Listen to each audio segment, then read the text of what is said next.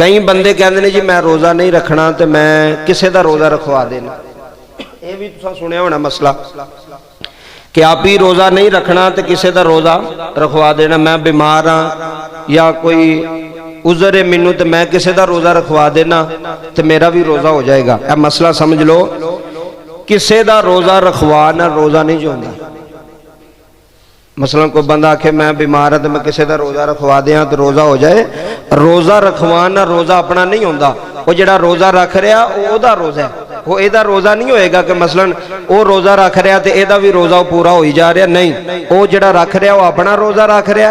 अगर ये नहीं रख रहा तो एदी कज़ा है, ये बाद विच रोज़े अपने मुकम्मल करेगा। किसी नूं रोज़ा रखवाना रोज़ा नहीं होंदा।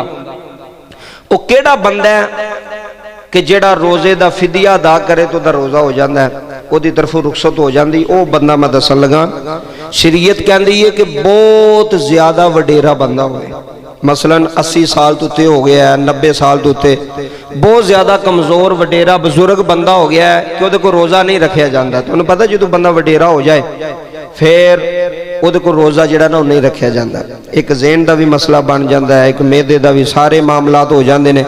शरीयत कहती है जो बहुत ज्यादा वडेरा हो गया ना, बहुत ज्यादा कमजोर हो गया, वडेरा हो गया, वो रोज़ा नहीं रख सकता। फिर वो अपने रोज़े का फिदिया देगा। की करेगा? की करेगा? फिदिया देगा। फिदिया की है? इन्हें भी उन्हें रोटी खवा छड़ी किसी ने तो फिदिया दा हो गया। फिदिया की है? फिदिया की मिकदार किन्नी है, किन्ने पैसे देगा जिदे नाल ओदा फिदिया दा होगा। जिहड़ा बीमार ते कमजोर बजुर्ग है, बहुत ज्यादा बजुर्ग है, सिर्फ ओदे वास्ते रुखसत है कि वह अपने रोज़े का फिदिया दे सकता है। फिदिया किन्ना देना है? सदका फितर के बराबर। जिवें सदका फितर असीं देने ना गंदम, गंदम के हिसाब नाल दे दईए या खजूरां के हिसाब नाल या किशमिश के हिसाब नाल, जिन्ना सदका फितर होगा ना उन्नी मिकदार के बराबर एक रोज़े का जिहड़ा ना वो फिदिया अदा करेगा। जिहड़ा बजुर्ग हो गया, वडेरा हो गया बाबा, वो फिदिया देगा। दूसरा फिदिया नहीं दे सकता बीमार, सिर्फ इस बंदे नूं रुखसत है जिहड़ा ज्यादा बीमार है फिदिया देवे।